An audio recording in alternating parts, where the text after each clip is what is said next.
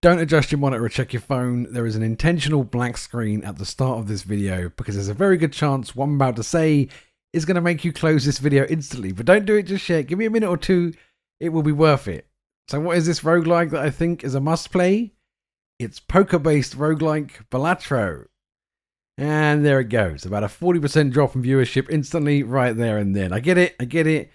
2 days ago, if you'd have told me you were making a poker-based roguelike game, I would have laughed in your face really hard. No. And I'm a gambling man, so I would have bet my house that it would have sucked. But here I am, 2 days later, egg on my face and likely homeless, telling you just how good this poker-based roguelike really is. I'm not exaggerating. This is not clickbait. This isn't even a sponsored video.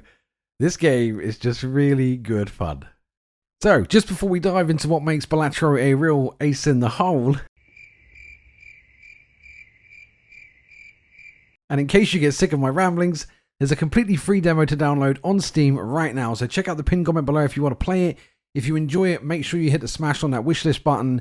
It really helps developers out. So what is this game? What's this all about? And why am I talking to you about a poker-like roguelike game? I can't even. I'm still here.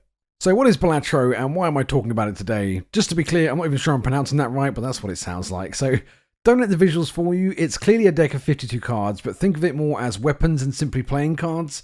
You can upgrade cards, change their function, destroy cards. You can end up with 6 aces in your deck. It has far more in common with Slay the Spire than it does with poker. So each mission comes with 3 different stages, a small blind, a big blind, and the boss.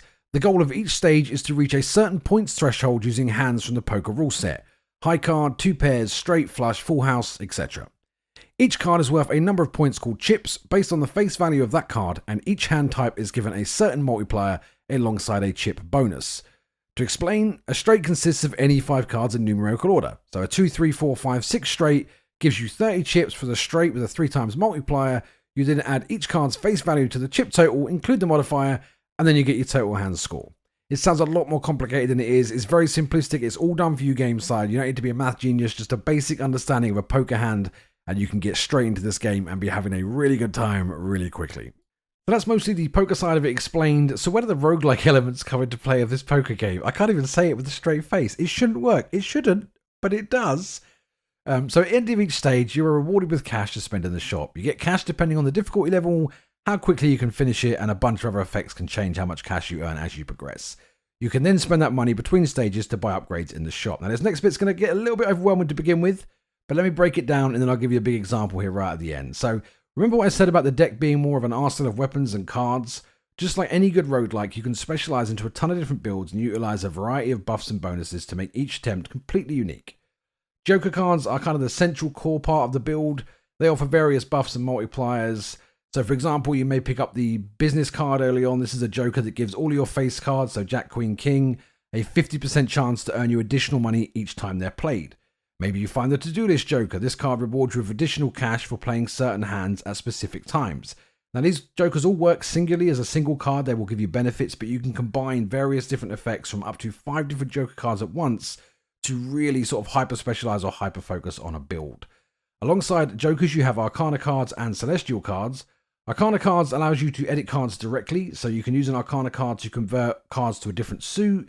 You can change it to another card entirely. You can upgrade a card to return to your hand, offer additional multipliers, provide extra chips.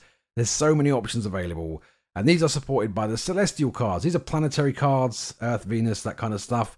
These directly increase your chip count and multiplier of specific hand types. So, to summarize here as an example, let's say I get the business card Joker early with the buff to all face cards. I then use an Arcana card to change my 10s into jacks. Let's say I end up with 6 jacks in my deck.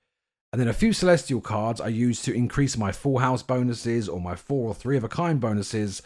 So when I'm going into a match, I am specifically discarding cards, drawing new cards, trying to search out for a specific combination using the cards and bonuses that best use my Jokers, the Arcana cards I've unlocked, and the Celestial cards that I've put together.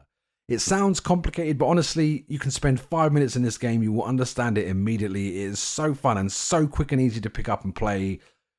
I've just made it sound really complicated, but it's not, honestly. It's really straightforward. It's the perfect representation of the pick up and play nature of poker with that hard to master difficulty. As I mentioned at the start, this is only a demo, so it's not feature complete, but even in the demo, you've got endless hours of trial and error, exploring new builds, trying new tactics. I've not even gone over all the stuff the demo has to offer. There's spectral cards, vouchers, enhancing cards to foil versions, although I'm not sure when foil things became a thing, like it was always shinies when I was a kid. But anyway, Balatro is just a lot of fun. Honestly, I think most roguelike fans will have a good time, but if you're a poker fan and a roguelike fan, then this roguelike poker game, I did it again, is just a perfect for zoning out the hustle and drama of real life. Honestly, the demo is free, the file size is tiny, you've got nothing to lose. It's just good fun. If you stuck with me right to the end, I can't thank you enough, guys. Thank you so much. I really do appreciate it. I know a poker-based roguelike sounds like a hard sell, but Balatro really is the perfect little roguelike game for that one more run late at night when you've got a mountain of chores and cleaning to do and you just want to do anything else. So I hope you guys give it a chance. Do try the demo. Pin comment down below. Big thanks to Mr. Wout, I don't know how to pronounce your name, fella, a good guy from the PR world who brought this to my attention. I've got no schedule or anything planned for these Smith Syndrome videos, so if you enjoy my random rabblings on the gaming industry, do hit that bell to get notifications for future uploads, and I'll see you folks later. See you folks. No, stay frosty. No, don't like that either. Peace. It's lame. I know how people end these videos.